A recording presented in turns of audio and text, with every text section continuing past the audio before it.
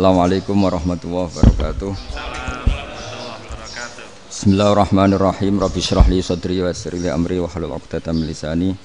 Allahumma shalli wa sallim ala sayyidina Maulana Muhammadin wa ala alihi wa sahbihi ajmain. Amma ba'du. Ini yang saya hormati pertama, pengatur saya ini Profesor Dr. Haji Maskuri.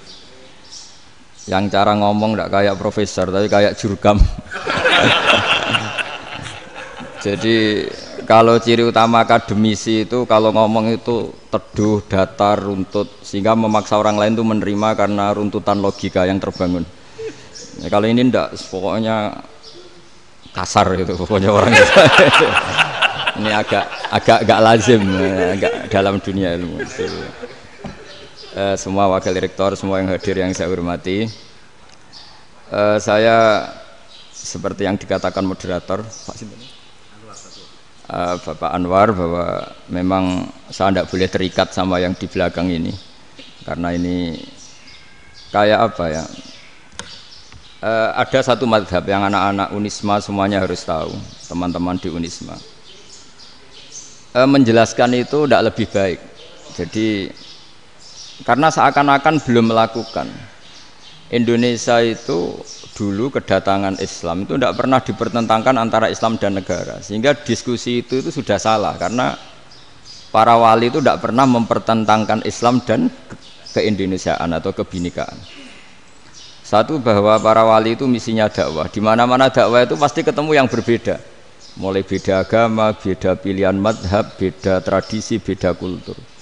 Jadi itu tidak perlu dipertentangkan, tapi malah itu jadi lahan dakwah. Sehingga kita ini kalau diminta diskusi hubungan negara dan agama malah bingung, memangnya kenapa? Itu seperti dulu zaman P4, saya punya kawan di Jogja, teman saya nulis tafsir Profesor Zaini, itu pernah zaman Pak Erto disuruh sosialisasi P4 di Papua.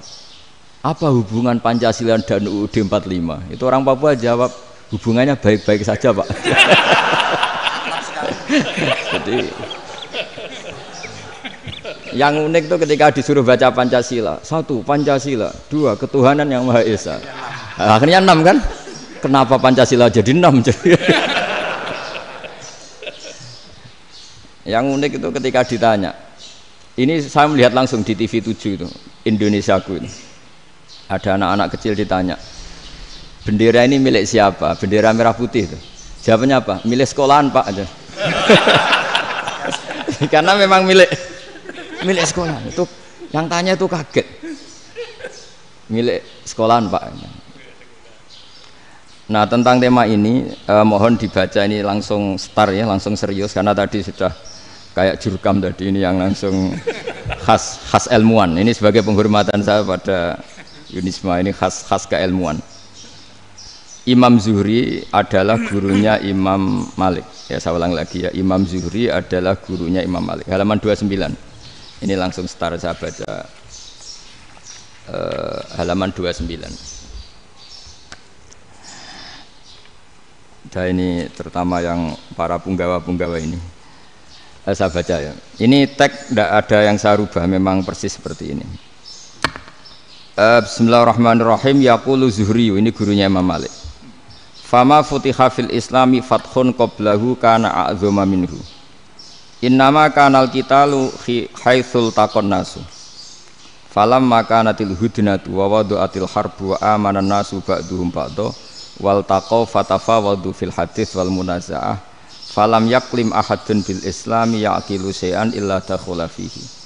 Walaqad dakhalataini kasanaten mithlu man kana fil islam qabla dzalika au aktsar. Terus ini ngomongnya harus santai, enggak boleh provokatif.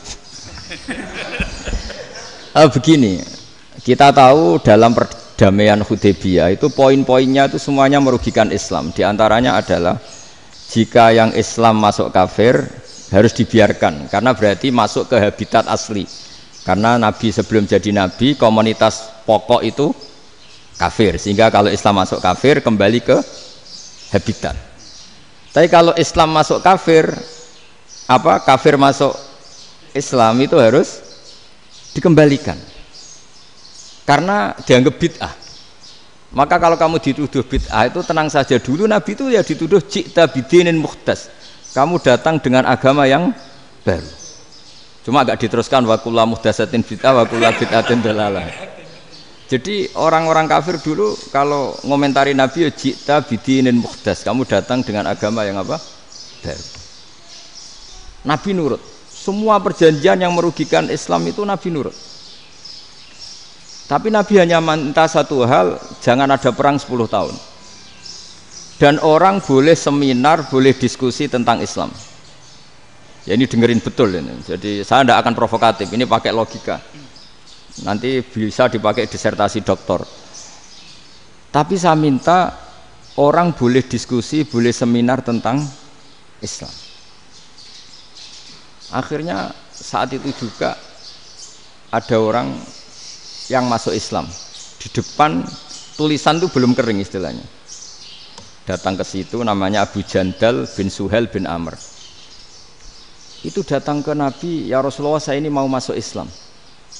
Kata orang-orang kafir, ini pertama Muhammad, kamu komitmen enggak sama perjanjian? Kalau kamu komitmen harus kamu kembalikan. Nabi bilang, ya Abu Jandal kamu kembali ke mereka, ke habitat mereka, yaitu menjadi kafir, di komunitas kafir maksudnya. Akhirnya nangis. Umar, Sayyidina Umar itu mendekati Abu Jandal, kemudian memberi isyarat supaya ngambil pedangnya. Jadi syaratnya wong ini baca ora wis. Maksudnya orang-orang kafir. Tapi Abu Jandal enggak mau. Singkat cerita akhirnya kembali ke komunitas kafir. Tapi yang dikatakan Imam Zuhri cara analisis. Ini enggak bisa pakai provokatif, harus pakai analisis. Innama kanal qitalu haitsul taqon nasu. Yang namanya perang itu menjadikan orang enggak berpikir jernih. Ini poin yang diambil oleh Rasulullah.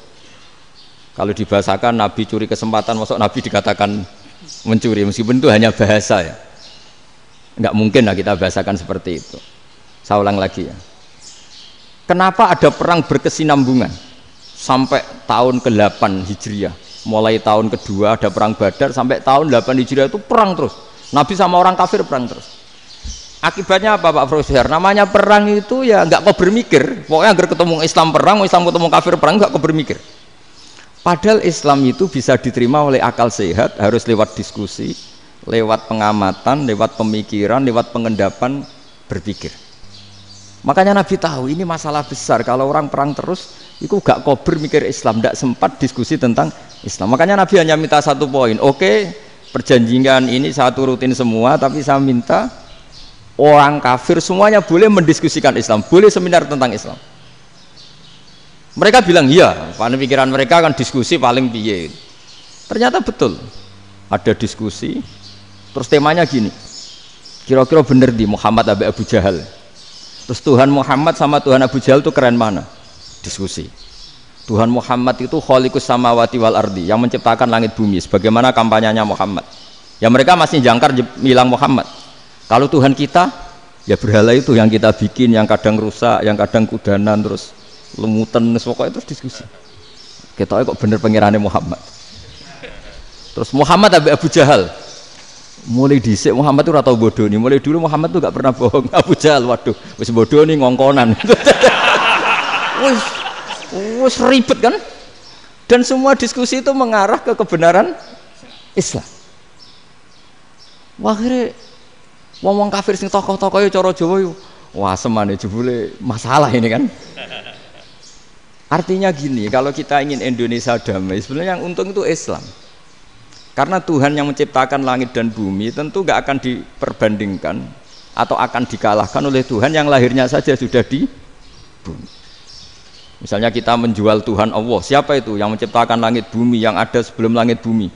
Bandingkan dengan Tuhan yang lahirnya di bumi, ada tanggal lahirnya, ada aktenya, itu kan sudah ribet kan? Begitu juga kalau memperbandingkan tokoh. Muhammad itu siapa? Tokoh yang bisa menyatukan pan Arabik, tokoh yang begini-begini, yang sayang istri, sayang keluarga. Dibandingkan dengan tokoh Abu Jahal, Abu Lahab yang corong jauh penggaweannya yang ngerugikan orang lain. Akhirnya orang itu mulai tertarik sama Islam. Makanya kata Az-Zuhri pakai bahasa dulu, falam yaklim ahadun bil Islam. Tapi kalau sekarang yang populer itu bahasa yatakallam. Sebetulnya yang benar itu bahasa kalimah yaklimu kalaman, karena masdarnya itu kalam, berarti sulasi nopo mujarrad. Tapi di fi'ilnya itu mujarradnya enggak kelaku. Jadi di fi'ilnya takallama ya takallamu, tapi untuk masdarnya yang kelaku kalaman. Jadi ini agak unik, agak enggak lazim. Mestinya kan takallama ya takallamu takalluman, tapi di masdarnya kalam populer, tapi di fi'ilnya tidak populer. Saya teruskan ya. Ini penting sekali. Jadi menjual Islam, kalau boleh dibahasakan menjual, itu tetap enak dalam kondisi damai. Karena kalau kita perang, itu bawaannya kalau ketemu ya perang. Kalau ketemu perang, sehingga orang itu rakober diskusi loh. Saat bener Islam sampai kafir itu bener di. Karena tidak kober diskusi, tidak sempat diskusi, orang yang milih yang kafir. Karena yang mayoritas yang kuat. Sementara Islam zaman itu lemah. Lah Nabi itu yang diminta hudnah, yang penting kita damai. Terus orang boleh mendiskusikan benar mana kita dan mereka.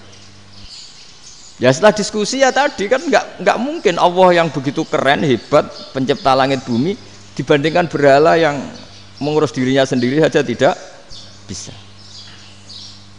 Walhasil terus orang mulai tertarik sama Islam dan aturannya nggak boleh dilarang diskusi itu. Nah makanya saya pernah ditanya beberapa profesor di Jogja, Gus suatu saat kalau kampus paling keren di Jogja ini ada Islamic Studies, kemudian pengajarnya dari berbagai agama, ini riskan enggak bagi Islam? Saya jawab, asal yang didiskusikan Islam itu enggak masalah, yang repot itu nak umat Islam. Karena kalau umat Islam yang jadi percontohan, banyak raja yang dolim, banyak pemimpin muslim yang dolim, terus identik dengan Islam itu jadi dolim kan ribet. Ya kalau pas umat Islam, kalau Islam yang kumat kan jadi masalah kan. Nah ini kan terus jadi beda umat Islam sama Islam yang lagi apa? Kumat. Singkat cerita terus Islam mendapat posisi yang luar biasa. Nah makanya di sini diistilahkan falam makanatil hudnah, ketika ada perdamaian wa amanan nasu ba'dum ba'do, orang merasa aman, itu fatafawadu fil hadis wal munazaah. Mereka berdebat, munazaah itu berdebat. Keren mana konsep Muhammad dengan konsep Abu Jahal? Keren mana konsep Tuhannya Muhammad dengan Tuhan kita? Terus diskusi dan mereka akhirnya ikrar, wah yang benar ya Muhammad lah. Di mana-mana Tuhan tuh ya sebelum langit dan bumi, di mana-mana Tuhan ya punya reputasi menciptakan.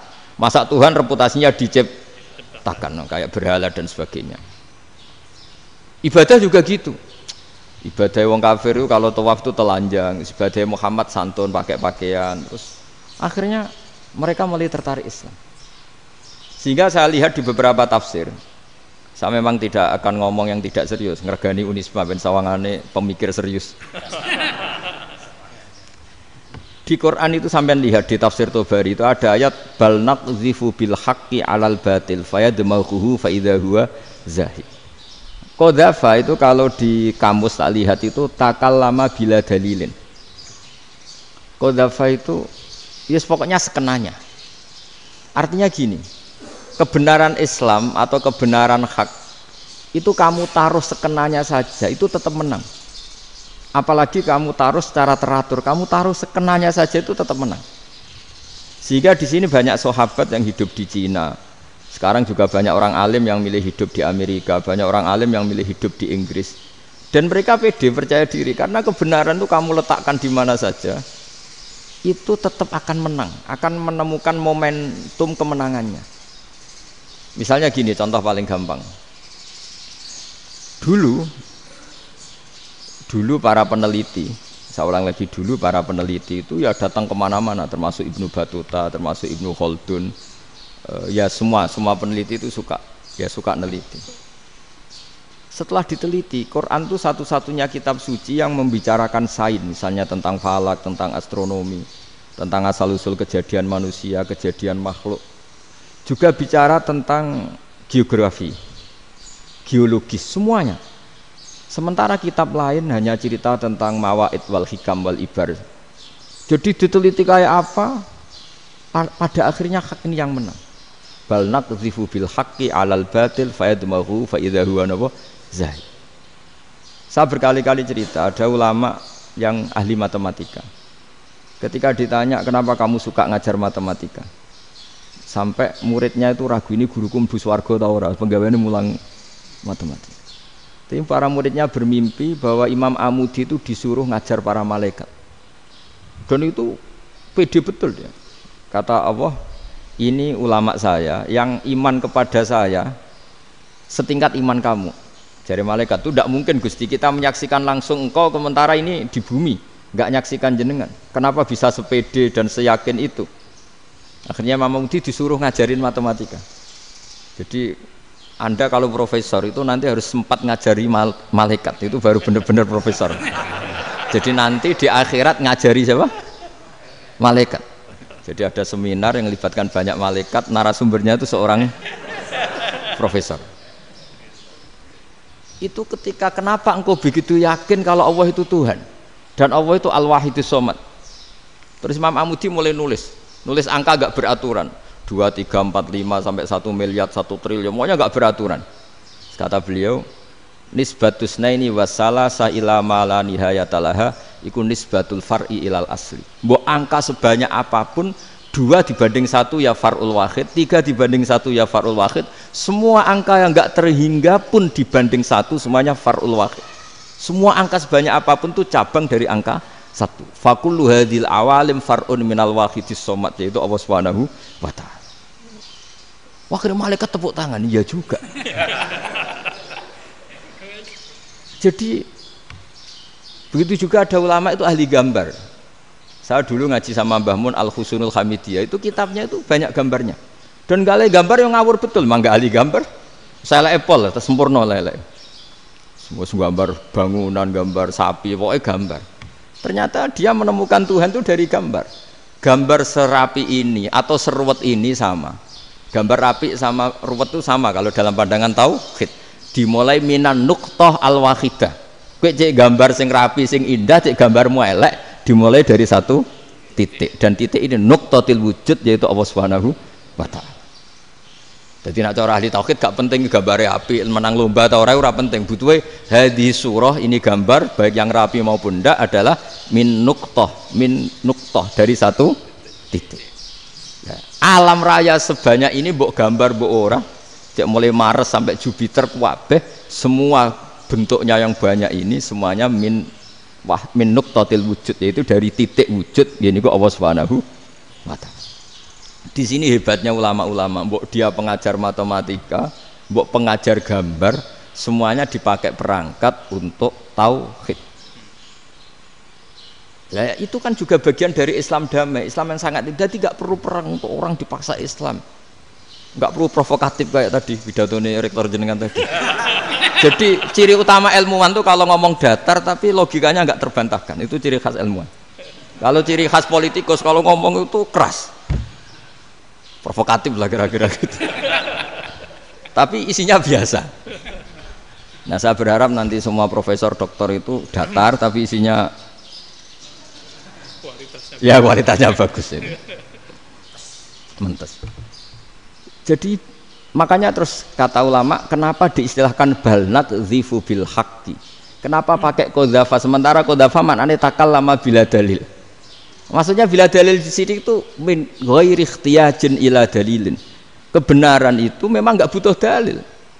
Apa kita perlu dalilnya apa? Buktinya apa? Kalau 3 itu cabang dari 1. Wong gendeng yang takok gitu pas orang gendeng. Wong 3 cabang dari 1 kok ditanyakan buktinya apa? Itu min awalil bidah. Pertama orang pasti tahu kalau 3 itu far'ul wahid, 1 juta juga far'ul wahid, 1 miliar juga far'ul. Gambar yang sebanyak apapun ya dimulai dari 1 titik, cek gambar benar maupun yang tidak. Akhirnya apa? Ulama dulu itu sebegitu rileks nerangkan tauhid. Lalu kenapa asma ini yang ya ini kan khas NU ya, khas pesantren. Sebenarnya saya keberatan pakai istilah khas NU, pakai khas pesantren karena NU itu anaknya pesantren, jangan dibalik pesantren anaknya NU, karena sebelum ada NU itu ada pesantren. Tapi kayaknya Unisma lebih suka pakai bahasa NU dan saya ya agak orderan yang terpaksa disuruh ngomong. Ini agak apa ya, agak kacau sebetulnya ini, agak kacau. Jadi NU itu sama pesantren itu tua pesantren. Jadi NU dilahirkan pesantren, bukan dibalik pesantren dilahirkan NU.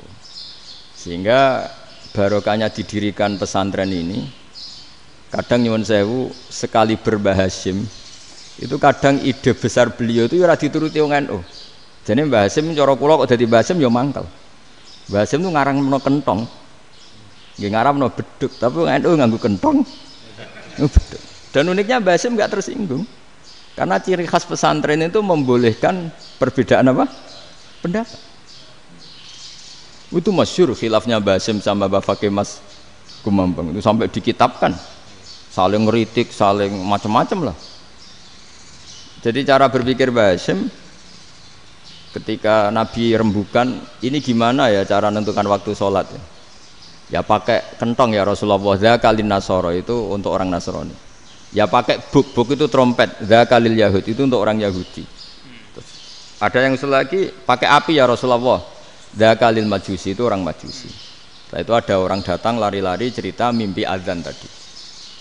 Ya itu terus dipakai sarana pemanggilan sholat ya azan itu. Sehingga Mbah Hasim menolak kentong. Karena mantas sababi qaumin fahuwa minhu. Beliau keras sekali sampai bilang haram. Beliau judulnya ya haram. Al-Jasus Antakhrimin Nakus. Setelah naskah itu sampai ke Mbah Fakih Mas Kumambang di Gresik situ, di daerah Dukun situ. Dulu nggak ada WA ya, jadi sampainya ya lama. Makanya saya sampai sekarang nggak punya WA karena ya saya ulama kan, kalau WA-an terus ya jadi ulama. Nggak jadi ulama main WA-an terus itu. Lah itu termasuk rektor gak kau bermikir itu mesti kebanyakan WA. Karena kan otaknya didikte oleh sesuatu yang masuk. Sesuatu yang dilihat itu kan pasti mendikte kita. Beda kalau yang enggak WA-an kan mikir apa kita yang menentukan. Kalau WA-an kan kita ditentukan. Mau mikir anaknya butuh apa gara-gara WA informasi Jakarta mikir Jakarta. Padahal secara kewajiban ngapain kamu orang Malang mikir Jakarta? Gara-gara WA, mikir Jakarta belum selesai ada berita di Sulawesi, mikir Sulawesi, habis itu mikir NTT. Makanya semua orang sekarang merasa tokoh nasional gara-gara informasi yang masuk itu nasional. Jadi Mas Yo RT yang mikir gimana Gus Indonesia kok. Ada RT loh. Sampai lupa kalau dia itu RT. Jadi semua orang sekarang merasa tokoh nasional. Dan itu gara-gara apa coba? Akhirnya semua orang juga punya ide tentang nasional. Harusnya negara itu gini-gini. Jebule wonge sing duwe ikon itu sapa? RT. Ribet kan? Saya teruskan. Setelah naskah itu sampai ke Kiai Fakih Mas Kumambang. Beliau itu marah besar. Ini harus dilawan dan saya bukan karena benci Mbah Hasim. Beliau teman saya ketika ngaji Kiai Mahfud di Mekah. Jadi Mbah Fakih dan Kiai Hasim itu teman ketika ngaji di Mekah. Terus cara ngelawan tuh lucu. Lucu. Gak ilmiah tapi gak ilmiah wong alim tetap ilmiah. Di mana-mana serupa itu tidak sama. Ya kalau mungkin zaman Nabi di Madinah itu zaman itu kentong itu identik dengan milik Nasrani. Di Indonesia beda. Pos kampling ya kentong, kebakaran ya kentong, wae sarapan orang di LP ya pakai kentong. Jadi tidak ada jaminan kalau kentongan itu identik dengan Nasrani. Lalu haramnya di mana? Yang di mana-mana tasabuh itu identik. Ini tidak identik. Mulai masalah kan? Mulai masalah. Jadi beliau gaya judul Hazruus. Hazruus itu kepala bergeleng-geleng. Sekarangan kok ngene. Jadi sekarangan kok provokatif gitu gitu. Nah. Dan itu Mbah Hasim ya hormat Mbah Fakih hormat Mbah Hasim. Saya sendiri secara pribadi itu lebih suka pendapat Mbah Hasim sebetulnya. Karena bagi saya sholat itu sakral, ya sudahlah kalau sakral ya dipanggil dengan sesuatu yang sakral yaitu kalimat thayyibah azan. Tapi saya tidak akan bilang kalau kentongan itu haram. Karena kalau haram alasannya mirip orang Nasrani. Sementara pos kampling ya pakai kentong, ada banjir ya kentong, ada kebakaran ya kentong. Jadi tidak identik untuk misa atau untuk sholat ala Nasrani. Tapi itu dulu ya rileks saja, dua beliau itu ya saling menghormati padahal saling kritik. Dan dulu ulama yang beda madhab itu ya saling menghormati. Imam Syafi'i itu kalau sholat di kawasan Masjid Abi Hanifah ya tidak kunut. Ketika ditanya kenapa kamu tidak kunut sementara engkau berpendapat kunut itu sunat, ikroman di hadal madhab, saya sangat menghormati madhab.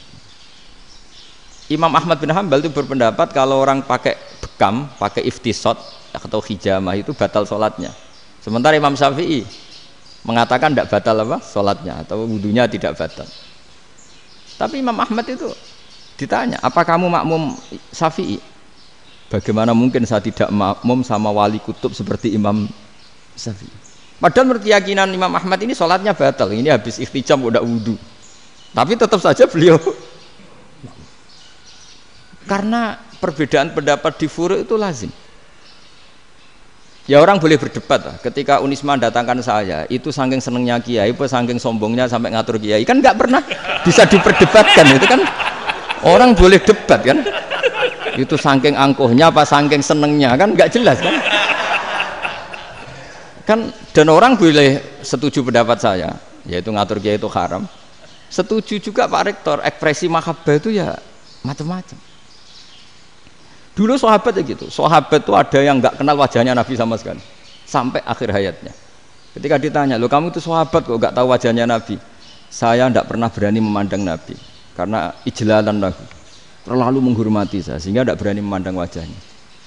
Ada sahabat yang penggawaannya dulu wajah Nabi sampai bisa nyifati alfiu faminunil hajib, sampai bisa nyifati detail karena dulu wajah Nabi itu ibadah. Ada seorang wali ditanya, kalau kamu di surga ingin nggak melihat Allah? Enggak. Loh, tapi semua orang ingin melihat Allah. Unazzihu dzalikal jamal an-nadhari misli. Ben gak elek-elek Allah tak delok terima aku. Wong ra jelas. Penting kok delok pangeran. Banyak. Jadi justru tapi karena saking takzimnya. Enggak lah, mosok sak aku kok. Makanya saya berkali-kali cerita. Menurut kesepakatan ulama, soft awal itu paling baik. Tapi banyak juga wali yang kalau sholat itu di belakang. Koyok paling bener yang kok ngarep gitu. Lu bayangkan misalnya kamu semangat di soft awal di masjid haram, jebule sholatnya salah. Itu dari malaikat gayane kok ngarep, jebule ra roh. Iku di sini-sini wong. Jebule bodoh gitu. Gayane kok ngarep jebule. Coba orang kalau sowan Mbah Mun yang berani di depan itu kan ya ketuanya atau jubirnya kan. Yang merasa ndak pati pinter-pinter kan mesti di pojokan. Artinya sudut pandang seperti itu ya sah saja, apa? Sah saja. Makanya banyak sahabat yang jarang sowan Nabi, alasannya takut ganggu Nabi. Banyak yang sering sowan Nabi, alasannya seneng Nabi. Yang sowan ya seneng Nabi, yang enggak sowan alasannya seneng. Lu Nabi itu tokoh, punya keluarga, punya anak. Kalau saya sering sowan berarti sering ganggu. Yang sering sowan dia alasan ini khazanah kita harus istifadah. Jadi zaman dulu dia biasa dua sahabat, yang satu milih mahabbah itu milih sering sowan, yang satu juga mahabbah milih tidak sering. Karena pertanyaannya bisa dibalik kan, sering sowan apa sering ganggu coba. Nabi Abedar, assalamualaikum. Nabi nimang cucunya, assalamualaikum. Ayo bener yang sowan apa bener yang enggak kalau seperti itu. Akhirnya terus diatur sedemikian rupa oleh Quran. Walau annahum sabaru hatta takhruja ilaihim lakana khairal lahum. Jadi sahabat kalau mau sowan Nabi ya nunggu di sufah. Kalau Nabi keluar berarti milik publik, sekali masuk ke dalam tidak ada sahabat yang berani sowan. Itu la tadkhulu buyutan Nabi illa ayyudzana lakum. Kalau soal sampai masuk dalam harus nunggu dipanggil. Karena sekali Nabi masuk dalam itu milik privat keluarga, milik istrinya, milik cucunya, milik keluarganya. Jadi Nabi sekali keluar ke ruang itu berarti milik publik. Itu terus jalan tengah. Karena kalau langsung masuk, bayangkan saya itu sering menyaksikan. Mbah Mun habis ngaji 2,5 jam ngaji Jalalain. Baru masuk, assalamualaikum. Padahal yai mungkin mau ke kamar mandi, mau ini itu. Jadi dulu itu Quran sangat modern. Sebelum ada dokter ngatur tamu, rektor ngatur tamu itu Islam sudah modern. Dia kan nggak fair kan? Misalnya saya ke Unisma harus janjian pakai ini. Terus kalau misalnya kesini selonang-selonang kan lucu kan, mentang-mentang kiai terus juga sowan-sowanan selonang-selonang. Padahal kalau kita mau ke mereka pakai protokol. Sering tidak fair dunia ini, tapi karena aku kiai ra oleh gelo ya sudah. Akhirnya saya memutuskan gak gampang kemana-mana karena itu. Saya sering didatangi ajudannya menteri, Gus mau ada tamu dari Jakarta tanggal ini, mesti saya bilang, mereka milih tanggal yang mereka kosong. Kok tidak mikir apa saya pas itu kosong? Tak jawab enggak lah, sebelum diatur bahasanya dan tawaduknya gitu. Akhirnya dibalik, datang lagi, Gus jam jenengan kosong apa kita menyesuaikan. Lah itu lagi dia akhlak kata saya.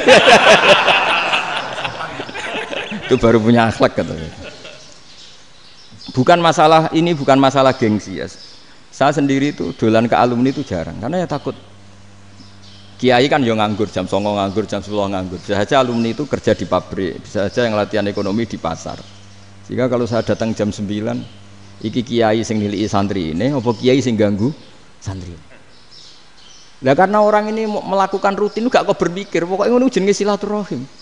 Mau nyerah kok berpikir, padahal kalau diangen-angen ini kiai yang nilai santri ini, apa kiai yang ganggu santri ini karena datang di jam kerja. Nah, bayangkan kalau kebenaran dulu itu dikawal oleh satu peradaban perang. Jadi Nabi sesuai diangen-angen mbek Nabi. Perang Badar menang Nabi, perang Uhud menang wong kafir, perang ini gonta-ganti.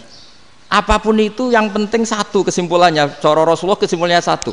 Orang tidak kober mikir kebenaran secara mengendapkan pikiran dengan pikiran jernih. Maka hebatnya Nabi ketika perjanjian, pokoknya saya minta nggak ada perang. Dan orang boleh mendiskusikan Islam. Itu luar biasa idenya Nabi. Karena bawaan perang itu orang kan nggak kober mikir.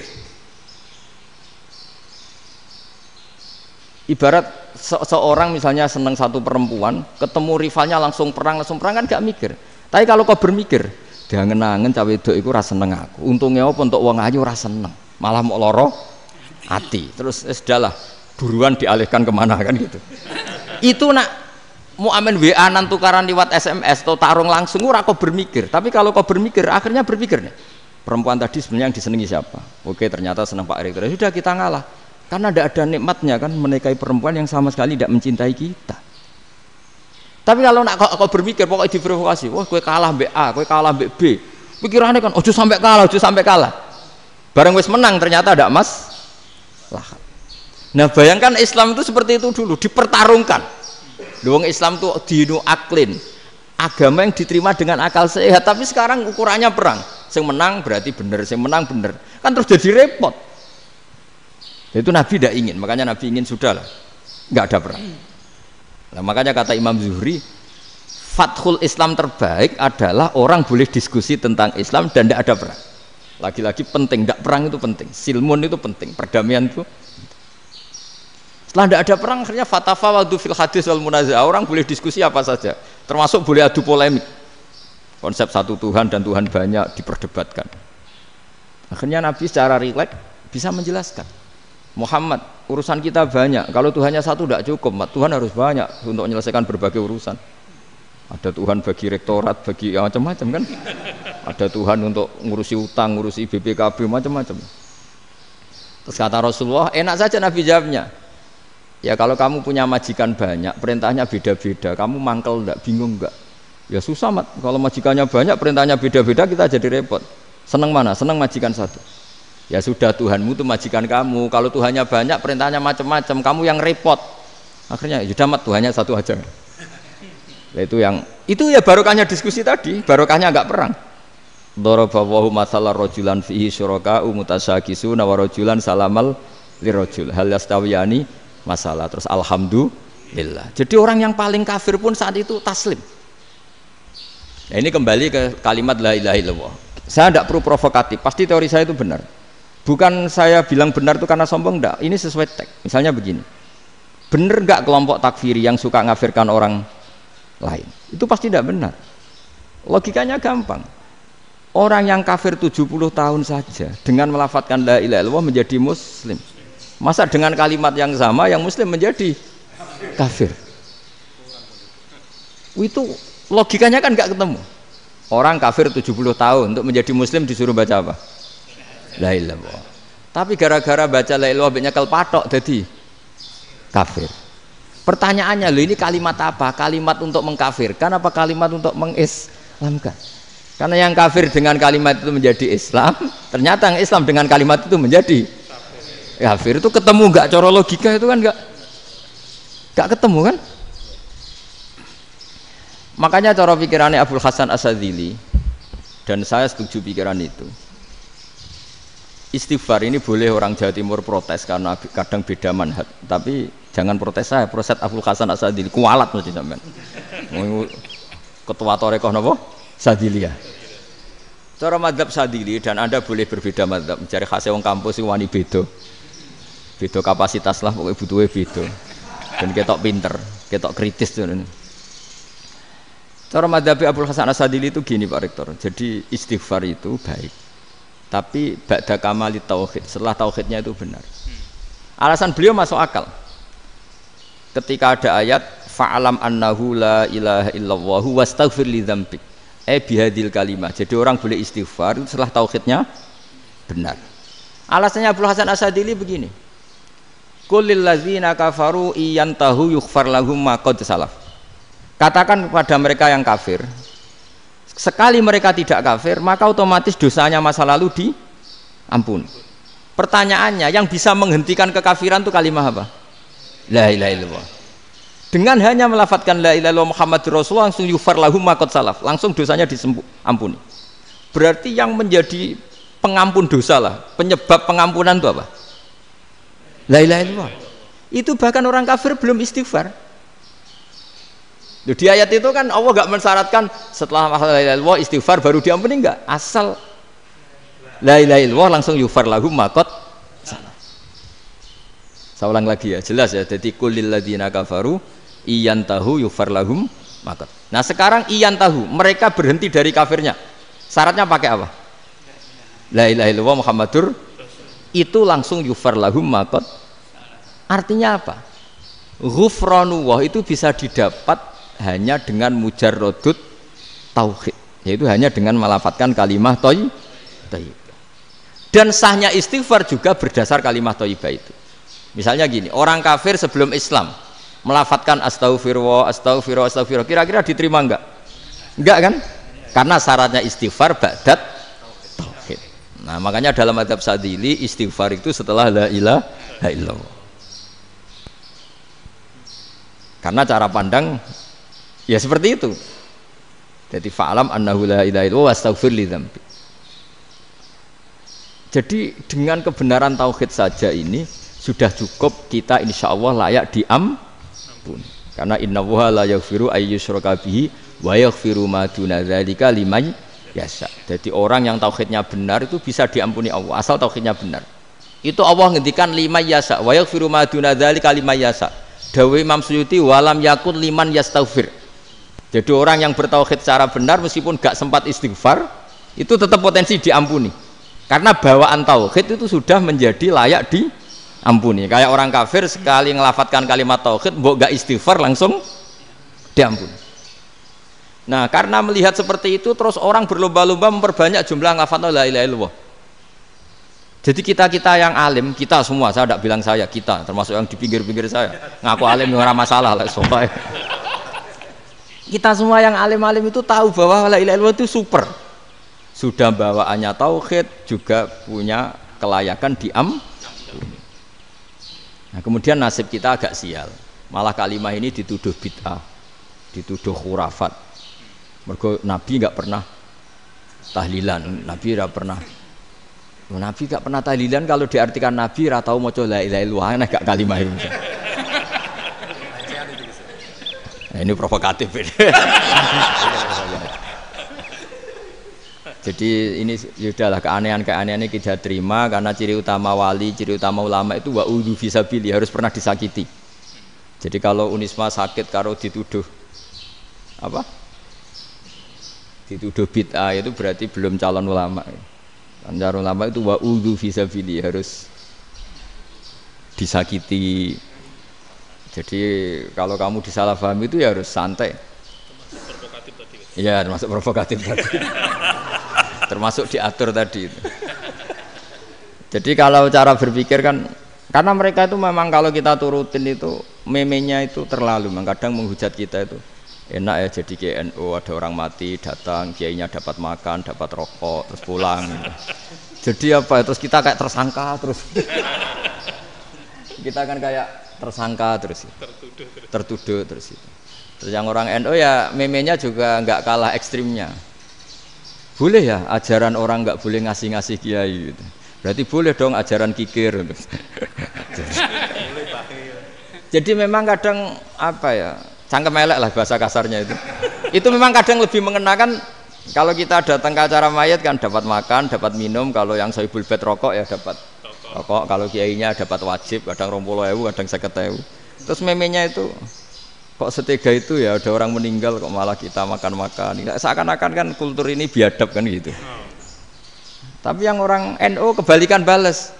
Oh ternyata nggak boleh ya mayit disodakoi. Ternyata nggak boleh ya orang dermawan. Berarti Islam membolehkan medit ya gitu. Model ini kan. Tak angen-angen itu luwih mandi timbang takbir ya kan. Karena ini kan memicu emosi kan. Memicu apa? Emosi. Nah, tapi saya kalau disuruh bela mana itu tidak ada yang saya bela. Ya seorang sudah lah kalau mau nganggur saja sudah itu. Sudah. Ya tapi itu memang apa ya? Itu khazanah Islam. Ada yang kritik, ada yang enggak. Ya itu memang khazanah. Ya biasa aja kalau saya biasa aja. Karena dulu ulama itu sudut pandangnya itu ya seperti itu. Ada yang ulama suka ibadah itu sholat, ada yang milih apa tidur. Sampai Imam Ghazali bilang suatu saat ibadah terbaik di zaman akhir itu tidur kan. Sholat saja kalah sama tidur kan. Tapi itu loh ya, yang wajib tetap loh, terus kamu gak sholat wajib. Begini beliau mencontohkan itu. Ada orang sholat tahajud terus obsesinya itu ingin hajatnya terkabulkan. Sementara yang tidur obsesinya nikmati rahmatnya Allah, boleh tidur, bisa tidur. Kata Imam Ghazali, timbang kita tahajud terus nuntut pangeran aduk turu katanya. Mergo engko dia akibat terus setan memberi bisikan, "Lho nyatanya kamu tahajud ya gak terkabul." Berarti cerita bahwa Nabi ngendikan kalau doa tahajud mustajab enggak. Daripada ngono ki aduk turu ora tau ndonga. Timbang ngabri-abri Islam timbang ngelek-ngelekin apa? Islam. Jadi ulama itu mulai dulu itu sudah berpikir. Banyak orang menjadikan tahajud sholat malam itu media untuk hajatnya. Dan kalau nggak kesampaian ini mutung. Nyalahkan kiainya ijazah ramandi. Macam. Daripada ngono ora usah apa? Tahajud wis turu wae. Dan jenis kayak ini tuh banyak. Makanya ulama kayak saya itu saenake dhewe itu ya jarak. Saya sering didolani muhibbin terus bilang, "Gus saya doakan gini-gini saya mau nyalon bupati atau saya gini." Saya bilang, "Gak waduh orang dongo, nak ramandi darani ulama dongane ramandi." Nak mandi kamu jadi bupati tetap nganggep karena beli. Sopo sing ora roh bupati saiki gak beli. Ribet kan?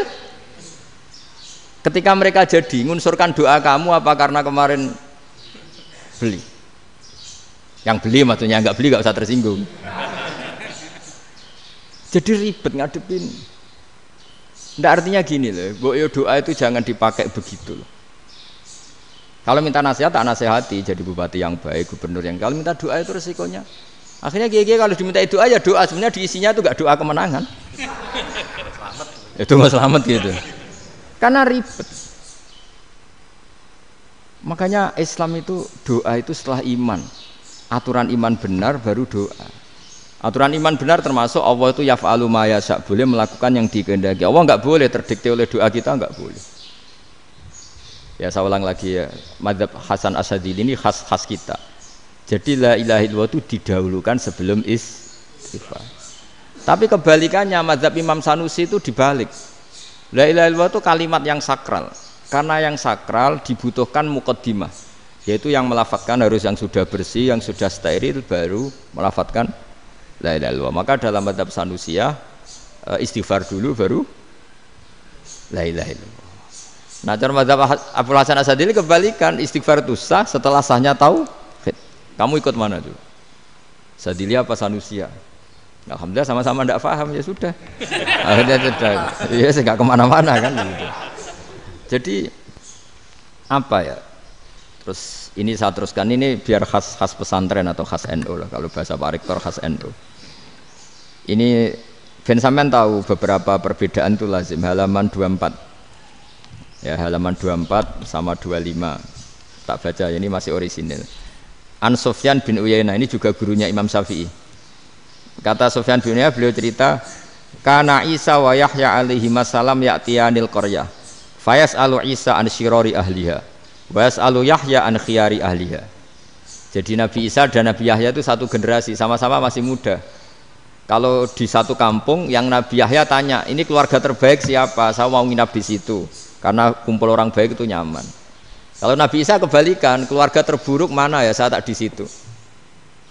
Nah terus Akhirnya faqala lahu Yahya, lima tanzilu ala syirarin nas. Kenapa kalau kamu bermalam kok malah kumpul orang-orang yang nakal?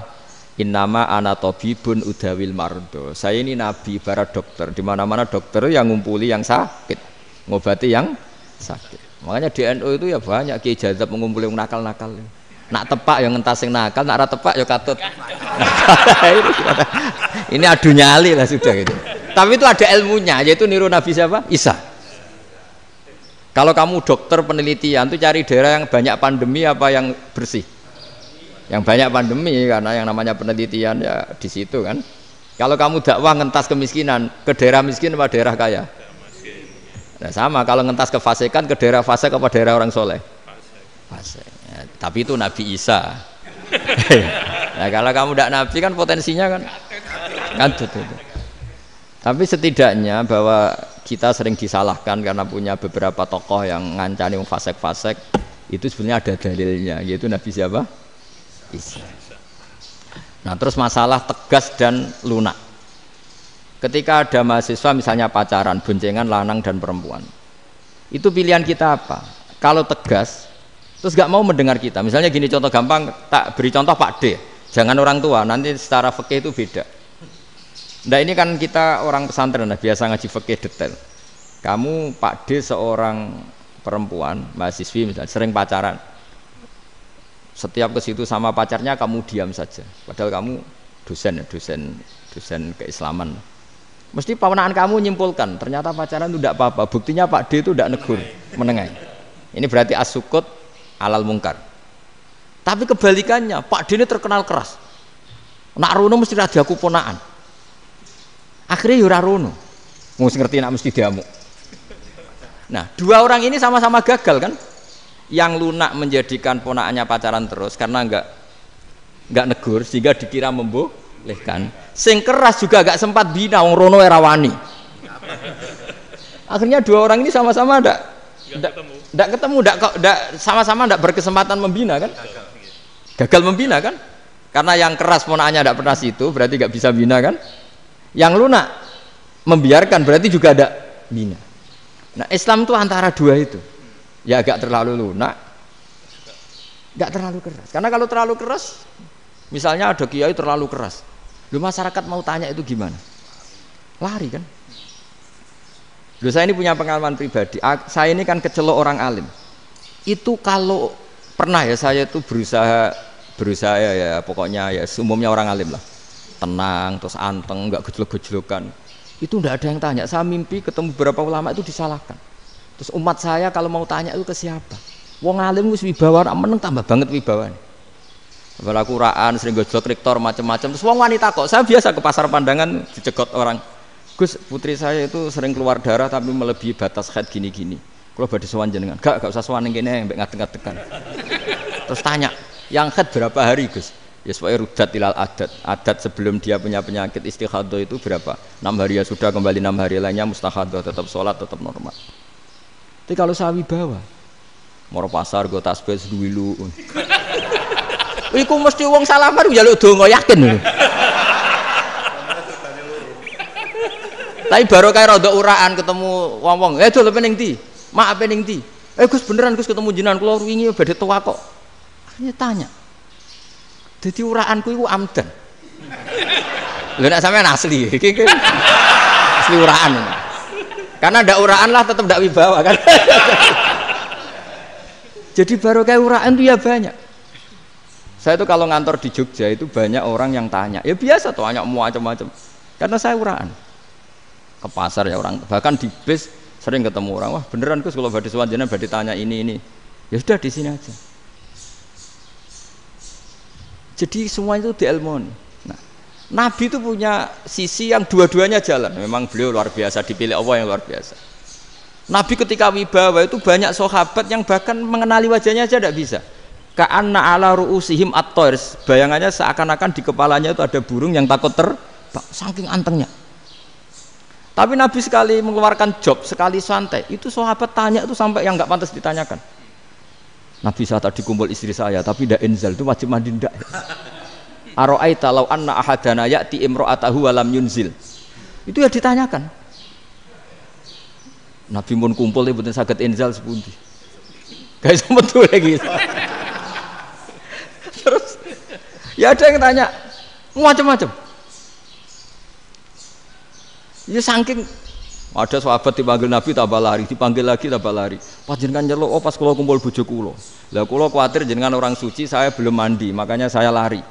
Nabi ngendikan innamal mukmin thahir, ya nak masalah ketemu kiai ra apa-apa ijek junub. Sementing kok nak salat ya adus sik. Tapi Nabi sekali pakai madzahirul jalal, tapi pakai wibawanya, itu orang enggak berani ngomong. Tapi sekali Nabi rileks, itu orang bisa tanya apa saja, termasuk halal yang enggak pantas. Loh, ada sahabat itu tanya lucu, tanya Maimunah. Maimunah itu ya cantik tapi sudah agak tua lah. Maimunah, ya umal mukminin, hukumnya ngambung bojo pas Ramadan piye? Wah gak roh aku, gak tahu diambungkan Nabi pas Ramadan. Tanya Saudah, wah malah ra diambung kalau Saudah itu kan wis tuwa itu. Lucunya istrinya dia jawab, tanya Aisyah yang mungkin Nabi. Iya, yang mungkin tanya Aisyah.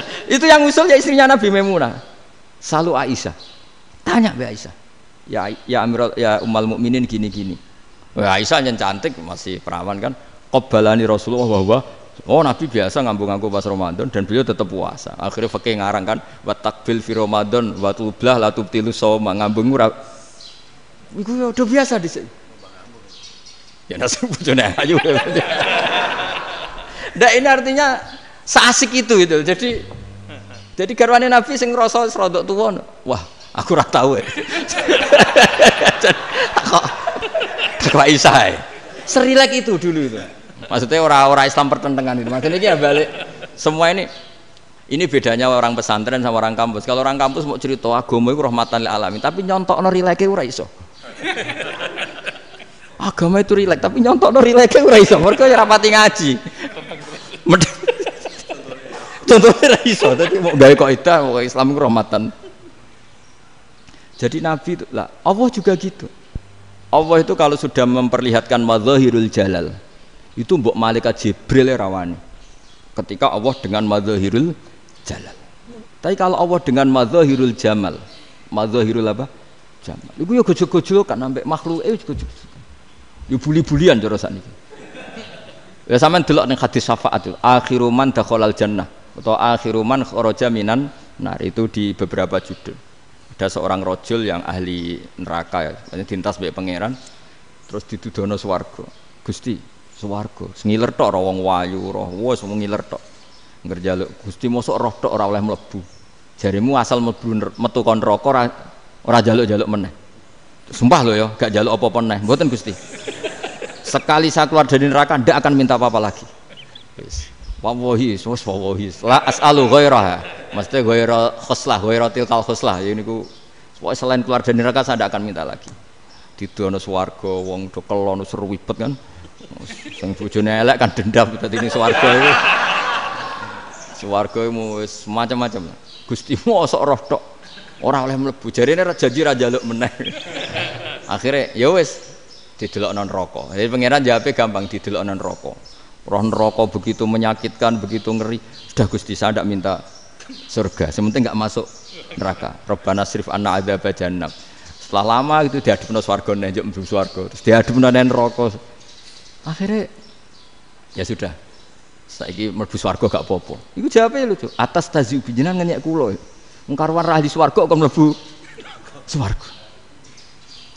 Terus akhirnya mlebu swarga, bareng mlebu swarga tamanna, sangen-angen sing mbok jaluk apa?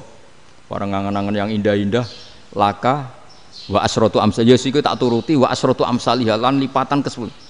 Jawabe wong lanang ya lucu. Atas tazi ubi wa anta rabbul alamin. Jenengan pangeran kok ngenyekan. Maksudnya wis karuan aku ora pantes. Terus jare pangeran, la astazi ubika walakinni ala ma asya'u qadir. Aku gak ngenyek kowe, pancen aku pangeran. Nuruti kowe iku iso. Jadi Allah sendiri ketika dengan madzahirul jamal itu malaikat ya ono sing wani bantah. Masyhur itu kan malaikat sing bantah pangeran atas alufia mayufsidu fiha wa yasfikut. Karena Allah dengan madzahirul jamal. Sing paling masyhur Nabi Musa. Nabi Musa itu ketika Nabi Mi'raj. Nabi Mi'raj itu beliau kira-kira di langit keempat lah yang masyhur atau kelima. Ngelangkahi. Nabi Musa nangis, "Ya Rabbi, ini apa-apaan? Orang sing ja'a ba'di kemudian melangkahi makom saya ini apa-apaan?" Jadi Nabi Muhammad kan apapun hebatnya kan junior. Kok melangkahi makom saya ini apa-apaan? Enggak fair.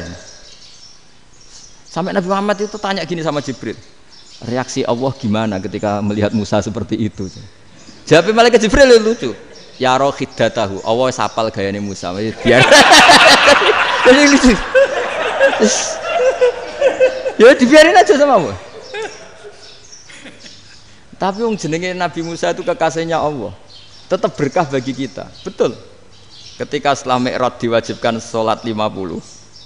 Gentenan Nabi Musa kelihatan nabinya. Sebenarnya Nabi Musa itu sebetulnya loh, enggak menguntungkan kita sebetulnya. Tapi yang menguntungkan. Sebenarnya enggak niat menguntungkan kita, tapi menguntungkan. Nabi Ibrahim kan di langit ke-6, keren lah. Konti jong ketemu Allah ngeten-ngeten kan salat 50. Karena Nabi Ibrahim terkenal Nabi baik ya ndak bantah. Bareng Nabi Musa. Kenapa diceluk pangeran? Kula kan salat ping 50. Inna ummataka la tutiku dzalik. Wah, gak kuat umatmu. Serai-rai gak umatmu ora ngarah kuat 50 rokaat. Tapi sebenarnya Nabi Musa itu niatnya bukan membela kita. Fa inna ummati la umatku sing gagah-gagah ra iso meneh umat. Berarti sebetulnya ya itu masih pakai gengsinya sebetulnya. Wes ngono-ngono lah sementing kita untung. Sebetulnya dia itu nggak terima. Wong umat saya aja yang lebih kuat, nggak kuat apalagi umatmu. Dan terus sebutin, irji ila rabbika fas'alhu takhfif. Itu berarti Allah dengan madzahirul jamal. Sudahlah, datang ke Allah minta keringanan. Allah itu baik. Minta. Mbak Allah itu ringanan mau 5 tok, jadi cek 45. Balik Nabi Musa, piro 45, cek ra kuat umat. Wong umatku ra kuat, jadi sebenarnya aslinya bela. Umatku ra kuat. Lho cara Nabi Muhammad model wong Malang, yo beda umatku mbek umatmu. Ribet kan? Beda. Lho Nabi Muhammad kan ndak seperti itu kan? Ndak punya akhlak Malang kan, akhlak. Maksudnya akhlaknya mujur itu loh, akhlak yang baik gitu. Ya akhlak yang mujur, bukan yang Malang gitu. Jadi Nabi ya manut. Tinggal 40 kan, dikurangi lagi 35 sampai 9 kali kan. Masyhur itu. Ya kan kalau dikurangi 55 kan berarti turun naik kan 9 kali. Itu setelah 5 itu Nabi Musa cek usul, masih ragu. Iku cara Nabi munggah nentek. Ini entek ya. Terus iya doa tuntas betul. Bisa bebas. Terus munggah ado-ado lha opo? Ngapain itu? Akhirnya Nabi Muhammad sudah sampun ya kalimah Allah, saya ini malu sama Allah Musa. Sudah 9 kali dan diturutin terus. Jadi Allah kalau dengan madzahirul jamal itu Nabi Musa biasa nego sama Allah. Tapi ketika Allah dengan madzahirul jalal itu Nabi Musa enggak berani. Yaitu di hadis syafa'ah. Hadis syafa'ah ketika manusia datang ke Nabi Adam, ya tuna Adam. Ya Adam anta abul basar ngene isfa'li lana inda rabbik. Kamu saya minta mensafaati kita. Nabi Musa, Nabi Adam inna rabbi qad ghadibal yawma ghadaban lam yaghdab qablahu mislah wa la yaghdab ba'dahu mislah. Ini Allah sedang murka besar dan tidak akan murka seperti ini lagi. Sudah saya tidak berani, nafsi. Nabi Ibrahim enggak, termasuk Nabi Musa ketika itu ya enggak berani. Karena Allah dengan madzahirul jalal. Itu Nabi Musa enggak berani. Sudah saya sendiri itu pernah salah. Yaitu saya membunuh seseorang yang enggak disuruh oleh Allah membunuh itu. Yang pas jotosi orang Kipti. Akhirnya datang ke Nabi Muhammad. Pas ke Nabi Muhammad, Allah dengan madzahirul jamal. Dengan madzahirul jamal sampai Kanjeng Nabi ngendikan analah saya akan memintakan syafaat kalian. Terus fa ahmadu rabbi bima hamida allamaniha rabbi. Saya muji Allah dengan pujian-pujian yang orang lain tidak tahu, hanya saya yang diajari, kata Rasulullah. Ya di sini menurut banyak ulama termasuk kitab yang saya baca, kenapa Muhammad sebagian namanya Ahmadu? Itu dari af'al tafdil fa Muhammadun ahmadu min ghairihi. Muhammad Rasulullah itu kalau muji Allah di atas cara mujinya nabi yang lain. Jadi Ahmadu bukan dari fi'il mudhari' lil mutakallim tapi dari af'al apa? Tafdil. Fa Muhammadun ahmadu min ghairihi. Bahwa Kanjeng Nabi Muhammad sallallahu alaihi wasallam itu cara mujinya Allah di atas pujian para nabi. Makanya di sini Sayyid Ali Zainal Abidin kalau muji hamdal hamidin wa fauqa hamdil hamidin. Jadi pujian saya ini di atas rata-rata cara mereka apa? Memuji. Yaitu sirinya apa? Nabi itu tahu bahwa akhirat tidak bisa batasi Allah. Kamu tidak bisa nyemprit Allah. Allah, ini akhirat loh. Amal sudah tidak manfaat. Ingat itu. Tidak bisa seperti itu. Allah itu nggak bisa tunduk sama konstitusi yang bernama akhirat. Artinya Allah meskipun di akhirat tetap duwe hak yaf'alu ma yasa atau yaf'alu ma yurid. Enggak bisa kamu terus wah ini akhirat, amal ra iso dikirim wong mati, amal ra iso dikirim. Yo pangeran kok mbok atur. Kalau kita yang mengirimkan enggak bisa, tapi kalau Allah tetap bisa. Makanya ada kiai mengatakan kodok qadar ra iso dirubah, itu kamu. Makanya ada seorang kiai ditanya, kodok qadar ra iso dirubah sekali dicatat selesai. Jari kiai tadi, tapi nak Allah iso. Dalile apa ya yang huwa ma yasha wa yusbit. Nah Allah ya iso, sing ra iso kan kita. Nah, Nabi itu tahu betul meskipun akhirat itu Allah masih bisa dinego saking baiknya. Akhirnya Nabi sujud, masyhur itu terus, ya Muhammad irfa' ra'sak wasal tuqa wasatu safa. Semat sirahmu angkat. Kowe njuk apa tak turuti. Terus semenjak itu Nabi minta apa? Syafa. Artinya apa? Ketika Nabi lain berpikir bahwa akhirat ini membatasi amal karena sudah Nabi tahu betul kalau Allah tetap Allah yang enggak terbatas kekuasaannya, enggak terbatas rahmatnya juga saat di akhir. Makanya disebut fa Muhammadun Ahmadu min wirihi. Makanya wa mubasyiran bi rasuli ya'ti mim ba'di ismuhu Ahmad. Jadi makanya terus banyak GNU sing macam-macam lah. Sing ana sing potongane wedi terus hati-hati. Niku berarti makome Madhahirul Jalal. Ana sing amen guyon nek makome Madhahirul Jamal. Ana sing ra jelas ngene iki, sing ra jelas. Nak guyu buanter kok nangis yo buanter. Jebule urusan utang. Lah ini sudah yang udah. Jadi makanya yang rileks saja. Sebenarnya agama ini santai, rileks karena agama ini harus bifarohin wasururin. Enggak boleh agama ini dibawa dengan kekerasan, dengan antisosial. Karena agama ini harus kul bi fadlillah bi rahmati fa bidzalika falyafrah, harus senang, harus rileks. Makanya saya jadi kiai itu senang takutnya gini. Sekali saya tidak senang jadi presiden buruk. Ternyata ada dua ngalim ora enak, itu contohnya. Sampean merengut terus uripe susah, nanti orang tidak berani jadi orang alim. Makanya saya buktikan bahwa saya lebih bahagia dibanding rektor. Nanti orang ingin jadi rektor semua, nggak ingin jadi orang alim. Saya pernah ketemu sekian rektor di Jogja, tanya, Gus, kenapa jenengan bela-belain pesantren sampai segitu? Kan keren kampus NU, sekarang ada Unisma, ada NU Jogja, ada NU Jepara gini. Terus tak bilangin gini, sampai rektornya itu istighfar kan. Saya bilangin gini, ini sekaligus tak kasih tahu ini rektor Unisma ini. Tak bilangin gini, andai kan tidak ada kiai kayak saya itu Islam bisa tutup. Kok bisa Gus? Misalnya ada perempuan haid faqal adat. Itu kalau untuk tahu hukumnya haid daftar dulu ke Unisma. Daftar dulu kan? Setelah daftar nunggu pelajaran haid. Baru tahu haid setelah 3 tahun dari masalahnya gitu. Tapi baru kayak kiai ketemu saya di jalan, Gus anak kula nu haid ngeten-ngeten mboten normal hukumnya piye? Oh, hukumnya ngene dibalekno ning adat. Ora usah registrasi, ora usah daftar. Jadi ya harus ada istighfarnya lah. Unisma juga harus istighfar, semuanya harus istighfar.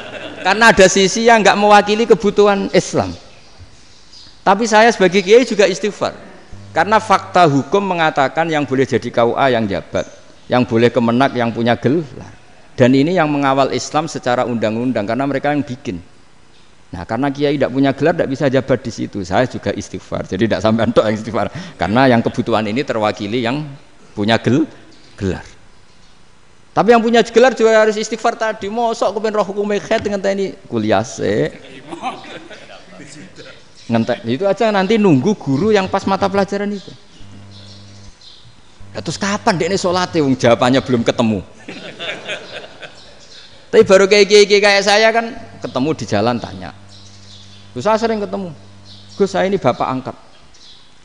Mau nikahkan putri saya, itu gimana itu kalau cerita wali sebenarnya anak saya sok, kalau nggak cerita nggak sah karena saya bapak angkat. Itu banyak. Hanya tak akali ya sudah wali yang sebenarnya taukil pada hakim tanpa diketahui, tapi hakikatnya itu taukil hakim. Itu kan tidak gampang. Nah, tapi kalau tanyanya di kampus, registrasi dulu, daftar dulu, baru tahun berapa ada pelajaran itu. Semester 5 baru tanya. Iya kan? Semester 5 ya? Iya. Oh, itu kan. Jadi jangan kira terus sistem Unisma itu yang terbaik di dunia, enggak juga kan? Enggak juga. Dan sistem-sistem yang lain maksudnya ada. Tapi sistem kiai lho, Mbah Mun juga sering pesen saya, kowe kudu seneng pegawai negeri. Piye-piye sing jaga agama pegawai negeri. Kemarin pas acara 7 harinya Gus Robasa matur itu di depan para kiai. Setelah saya jadi kiai ya itu nyata. Islam di Papua, di NTT yang bawa siapa? Dokter negeri, ya kan? KUA negeri. Barokahnya mereka negeri dijamin negara kan? Barokahnya Muslim berkebutuhan Islam. Akhirnya bikin musola di situ, bikin masjid. Bahkan di Korea Utara itu ya ada masjid bawaan duta besar. Karena banyak duta besar Muslim berkebutuhan masjid. Yang bisa gini itu yang negeri apa yang swasta? Negeri lah. Di sini kiai tidak mewakili semua kebutuhan apa? Islam. Tapi kampus juga enggak, kampus Islam sekalipun tidak memenuhi semua kebutuhan Islam tadi. Masa orang tanya kan nunggu semester berapa tadi? Semester 5 masih daftar dulu. Nunggu pelajaran itu. Payahnya pas ketemu dosennya, wong saya tidak pernah ribet kan? Pas dosennya cowok gitu. Jadi sudahlah, makanya ini, iya makanya ini kan bentuk kearifan lah. Jenengan ngakui fungsi kiai kayak saya itu bentuk kearifan. Saya juga ngakui jenengan itu butuh kearifan. Saya sering didolani KUA itu rata-rata ya didikan kiai. Kompilasi hukum Islam itu banyak ya, janda cantik. Contohnya harus cantik, kalau jelek nggak mungkin terjadi kan. Ada janda cantik kebetulan suka kawin tapi takut zina. Saya ulang lagi, suka kawin tapi takut.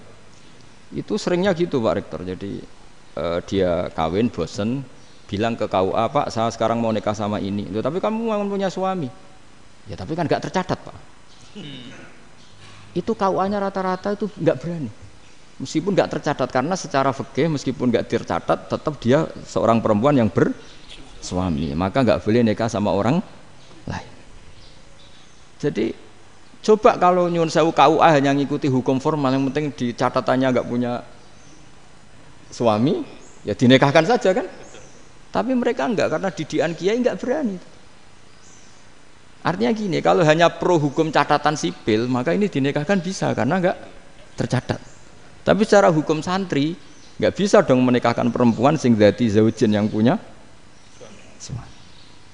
Jadi ini barokahnya kerjasama yang baik. Jadi di masyarakat itu tertanam didikan kiai, enggak boleh nikahkan perempuan yang bersuami. Tapi di KUA ngikuti hukum formal.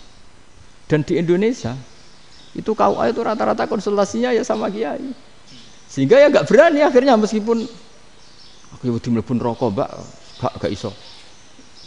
Dan itu buahnya. Seorang lagi ya, makanya ini kan pesantren itu nggak boleh mati. Orang kiai-kiai kayak saya nggak jelas-jelas itu harus lebih jelas lagi.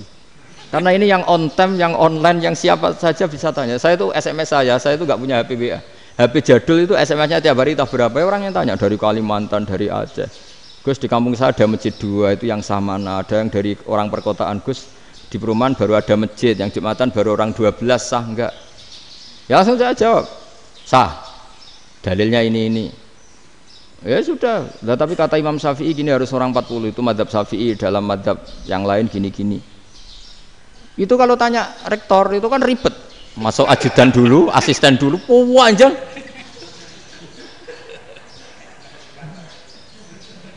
Wah itu kan ribet kan? Manggil dosen, dekan VAI dipanggil, dekan VAI nggak mau langsung jawab, cari dosen yang nekuni itu. Usul fikih, saya nekuni itu baru seminar, nunggu dulu mbak, ini orangnya baru. Panjang kan? Bisa tutup Islam kalau kesuwen. Coba kalau tanya kiai kan enggak ketemu di jalan. Dulu Mbah Zubair kata Mbah Mun, saya termasuk santri yang diapresiasi Mbah Mun. Dhisik Mbah Zubair yang ngono, anak nong takok pesuan gak oleh. Gak takok ning kene. Jangan biasa ditanya orang ngadeg-adegan. Ya alhamdulillah ilmunya cukup, kalau gak cukup ya kok sik. Jadi sebetulnya orang sopan itu ya agak-agak ada yang ditutupi sebetulnya. Mboten prayogi teng dalan nginjang mawon matur. Ya sebetulnya ya sebenarnya memang ilmunya agak cukup gitu. Tapi itu sebenarnya secara fikih itu haram, menunda itu haram. Yo haram tuh, coba bayangkan ya, kalau tanyanya sekarang, Gus saya ini sudah keluar darah 1 bulan penuh, padahal normalnya hanya 6 hari. Saya nanti sholat enggak? Kalau nginjang mawon dugi kula, berarti kan hari ini belum ada keputusan. Sholat apa enggak kan? Tapi karena modus tadi, boten prayogi nggih ngendikan ngoten teng dalan nginjang tengen kula. Itu kemungkinannya 2, sopan atau goblok itu saja. Kayaknya kalau sopan enggak lah. Kayaknya enggak lah kata saya. Karena secara fikih itu jelas haram. Bagaimana mungkin sesuatu yang harus dipraktekkan nanti duhur dijawab besok? Berarti duhur, asar sampai subuh belum ada jawaban. Berarti nggak ada sholat kan? Ya, makanya dibutuhkan orang-orang alim yang kultural seperti ini. Dan NU menghormati kultural. Tapi Mbah Mun juga sangat menghormati Islam formal karena tadi produk-produk formal itu bisa dilembagakan oleh negara dan itu kita ikut untung. Makanya Mbah Mun itu kalau punya tamu KUA, punya tamu polisi sampai pejabat itu. Kenapa saya contohkan KUA? Supaya jangan kira seperti pendapat orang-orang hasud, wah mesti aja disolani presiden seneng, menteri seneng. Enggak juga. Sebenarnya semua kiai itu mulai KUA sampai polisi, polsek, polres itu seneng semua. Karena sama-sama diajak mengawal bangsa ini, diajak mengayomi semua masyarakat. Tapi kadang-kadang masyarakat ngeritiknya, jenenge kiai disolani menteri ya seneng presiden. Padahal yang sowan kiai itu ya mulai KUA, Kapolsek, kepala desa, RT, Mudin. Itu Mudin kalau tanya ya lucu-lucu. Gus kalau nate nyembelih pitik kemanian, pitike gede man. Akhirnya wis ngerti nak kemanian langsung tak sebelah meneh. Terusane ku sah ta ora. Ribet. Ya tak jawab, lah pitike pasti ku jek urip ta ora? Terus urip Gus, wis sah cara mazhab Malik kerja urip. Karena itu ada perdebatan antara mazhab Malik dan mazhab Syafi'i. Nah, cara Imam Syafi'i itu agak ketat. Hewan yang punya kehidupan sudah mutharibah, misalnya ayam jago, contohnya harus jago, karena kalau ayam kecil diikhlaskan haram. Jadi yang cilik wae kan gitu. Fikih itu ya, fikihnya orang Indonesia itu pecundang. Kalau ayam kecil enggak ditanyakan, matek ra wis. Kalau jago ditabrak truk kejet-kejet. Andai kan nggak disembelih pun mesti mati. Itu cara mazhab Syafi'i itu haram. Karena penyembelihan ini tidak menjadi penyebab kematian, tapi memang karena kecelakaan tadi. Tapi cara mazhab Imam Malik enggak. Andai kan nggak disembelih, matinya kan 2 menit lagi atau 1 menit lagi. Andai kan nggak disembelih. Berarti mati sekarang itu bawaan pisau apa bawaan kecelakaan? Ya sudah halal gitu caranya. Nah akhirnya ya saya bilang ya sudahlah kita semuanya Malik. Jadi cara debat, cara Imam Syafi'i enggak, cara berpikir itu sudah tidak kehidupan yang normal. Yang dimana-mana penyembelihan itu mematikan yang hidup normal. Jadi agak ketat. Sehingga dalam contoh kemanian, kalau dalam bahasa Jawa nyembelih agak sempurna terus pesonya jatuh atau apa itu, kalau pakai mazhab Syafi'i agak kesulitan. Jadi kalau mazhab Malik asal diselesaikan secara fauron dan juga sebagian mazhab Syafi'i itu halal. Nah orang mesti tanya gitu, Gus, wedhusku tabrak truk, man Gus kejet-kejet. Tapi nak pitik cilik ra ditakokno. Makanya termasuk kritiknya Mbah Mun, tapi ini madzhabnya Mbah Mun ya. Kamu boleh ikut boleh ndak karena ini urusan ndak penting. Lha wong-wong lucu, nak ditakoki yuyu muni haram mergo amfibi. Yuyu ngerti sampean? Yuyu nggih. Tapi nak ditakoki kepiting muni halal. Mergo nak yuyu haram gak eman, nak kepiting eman. Padahal alasannya coba, kenapa yuyu haram? Karena amfibi kan, bisa di air. Pertanyaannya, kepiting seperti itu enggak? Nah, tapi kepiting kalau haram kan eman. Karena besar kan, kalau yuyu silahkan haram kan gitu. Artinya apa? Fikih kita ya agak-agak pecundang gitu, agak-agak pertimbangan. Iya, ini lucu kan? Kualitatif. Coba alasannya yuyu haram karena apa? Amfibi kan? Hidup 2 alam. Pertanyaannya kepiting seperti itu enggak? Iya. Kenapa? Kalau orang tanya, yuyu haram apa halal? Rata-rata jawab haram. Tapi kalau kepiting mulai khilaf. Loh mestinya kan sama kan? Nah itu karena unsur imannya. Iya tadi. Saya juga sering melihat tonggo-tonggo itu. Ayam cuwilik sakmene ketabrak truk, enggak ada yang tanya. Tapi saya pernah jalan-jalan di Naruan sini. Ono jago ketabrak, sing duwe langsung marani kula pas saya naik motor. Gus ini halal apa haram? Nak langsung kula sebelah halal apa haram? Wis kanggo kowe halal ya halal. Karena saya tahu tak jawab haram mesti kecewa itu. Aduh. Akhirnya kiai ini beratnya kan. Ya akhirnya ya saya setelah itu mate Imam Syafi'i ngapunten umat kula tuh rahasia mangke madzhab jenengan tuh ndak siap. Iya kan akhirnya pakai madzhabnya Imam Malik tadi. Ya tak Fatihah Imam Syafi'i ini mboten niat nglawan jenengan. Tapi ngobati tiang eman. Mergo pitike besar itu. Jadi ini kan cerita ya itu makanya yang rileks saja lah bahwa Islam ini yang rileks, yang menyenangkan karena ya agama ini harus menyenangkan. Raditu billahi robba. Raditu itu seneng banget, ridho itu puas. Enggak boleh beragama pertuntungan terus emosinan.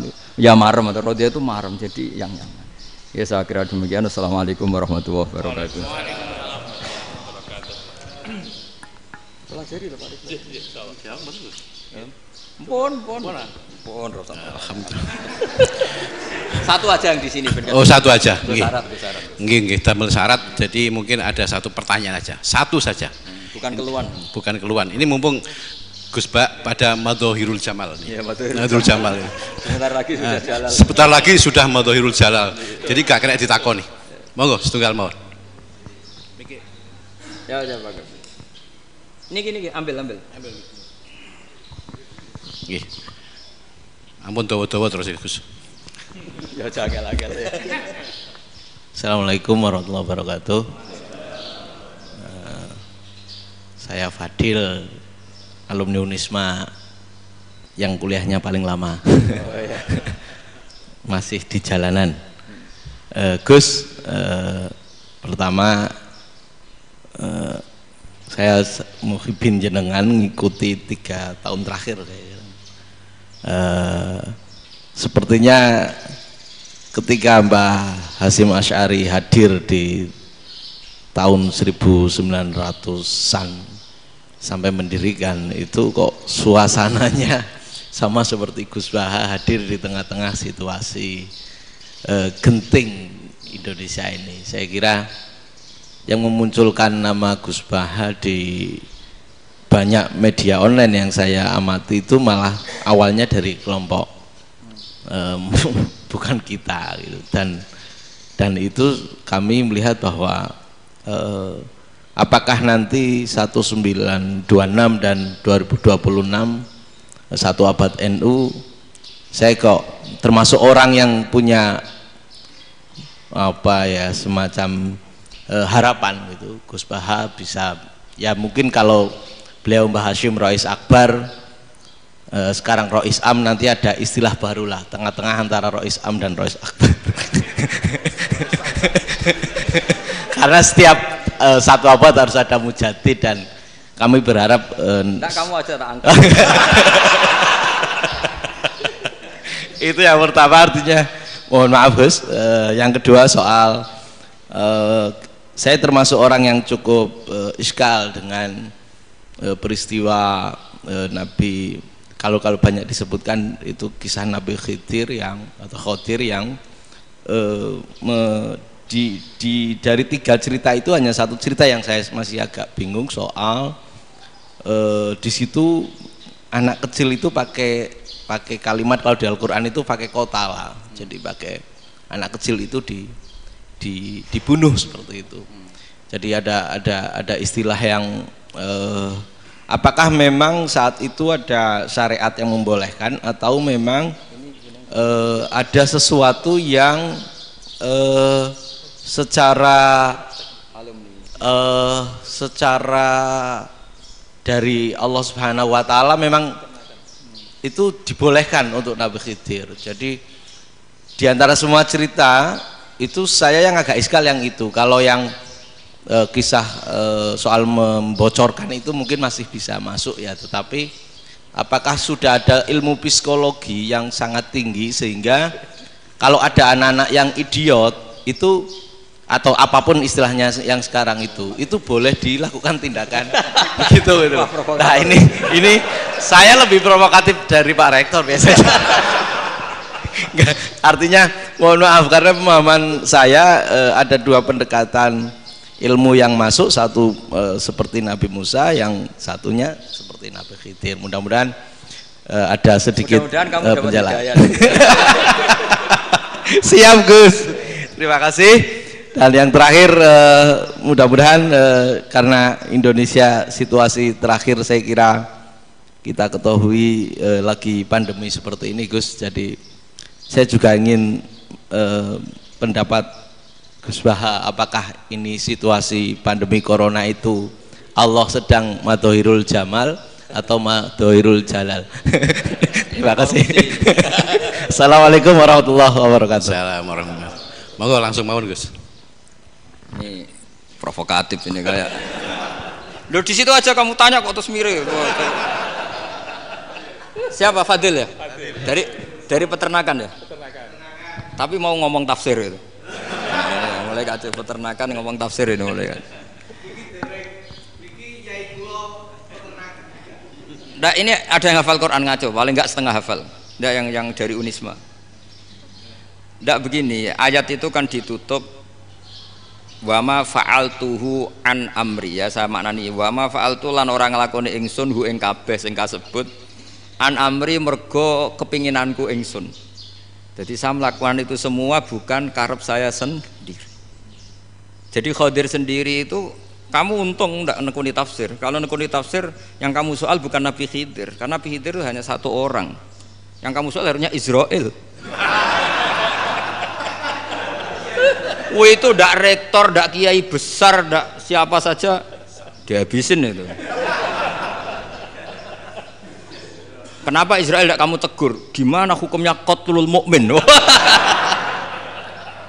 Kenapa Israel tidak kamu masukkan ayat wa may yaqtul mu'minam muta'ammidan fajazauhu jahannamu khalidan fi. Ingat ya Israel. Iya kan?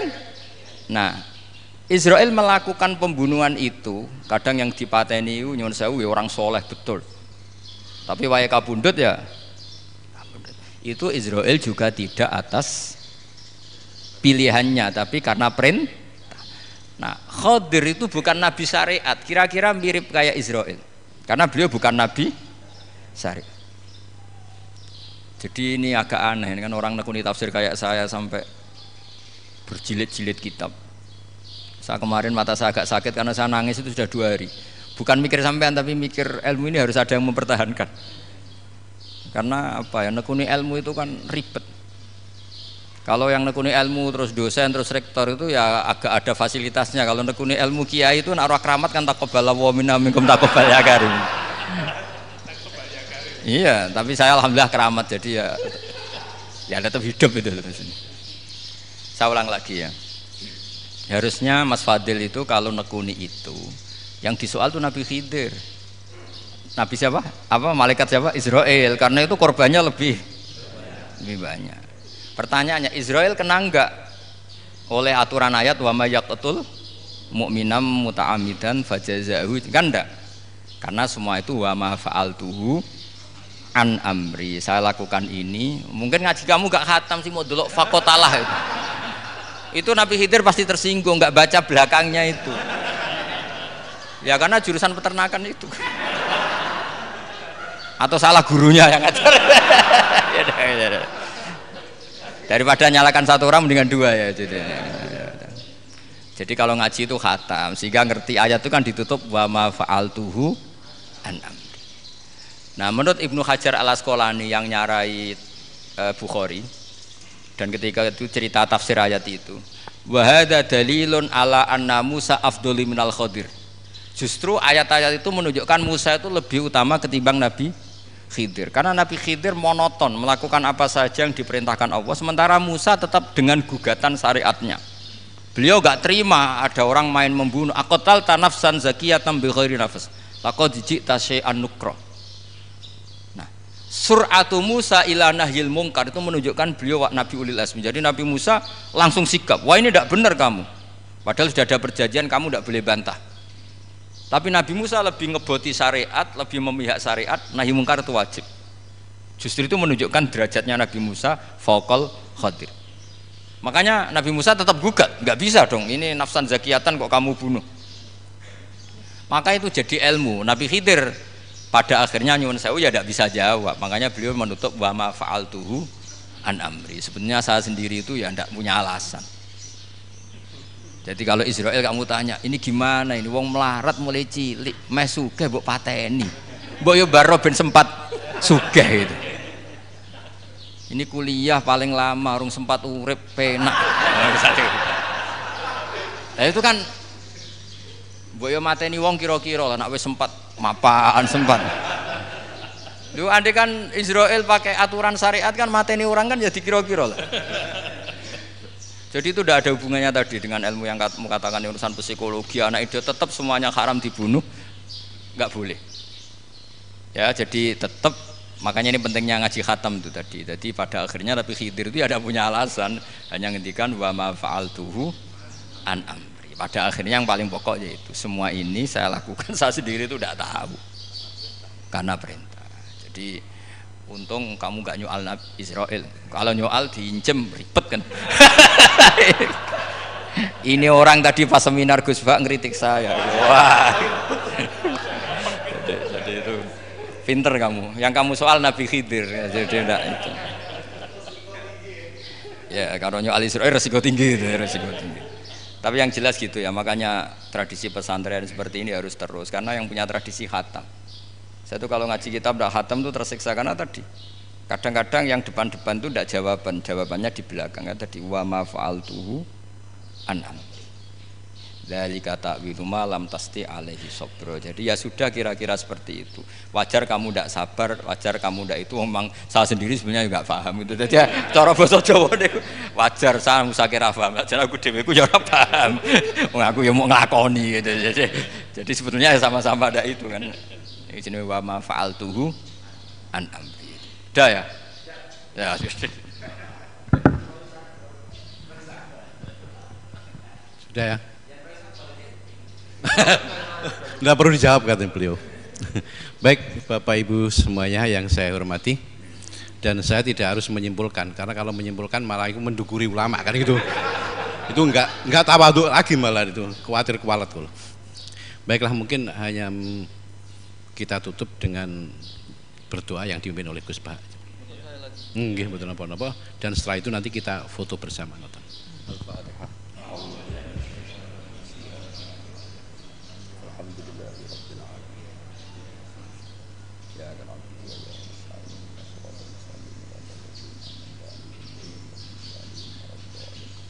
nahmaduka ya ghafur ya syakur wa salli wa sallim ala sayyidina Muhammad wa ala alihi wasallam. Wa maj'alna mutawafina fika mutahabina fika mutabadilina fika mutanasirina waj'alna ya Allah mimma yaj'aluka samadana wa maqsudana fardo anna ya Allah lakal hamdu ya radita lakal hamdu fa'tarida lakal hamdu hatta tarda la nusithana alika anta kama atita ala nafsi Allahumma ya ilahana bi jail basir Nabi Muhammad sallallahu alaihi wasallam ij'alna ya wa min khiyari ummati ij'alna mimman yuqimu hadzal din wa mimman yakhtumuhu wa yansuru waj'al ya Allah himmatana fi hadithar ila kalimatikal ulya wa mika fatin assalamah wal afiyah fid dunya wal akhirah Rabbana atina fid dunya hasanah fil akhirati hasanah wa qina adzabannar sallallahu alaihi sayyidina Muhammad sallallahu alaihi wasallam subhana rabbika rabbil izzati amma yasifun wa salamun alal mursalin walhamdulillahi rabbil alamin.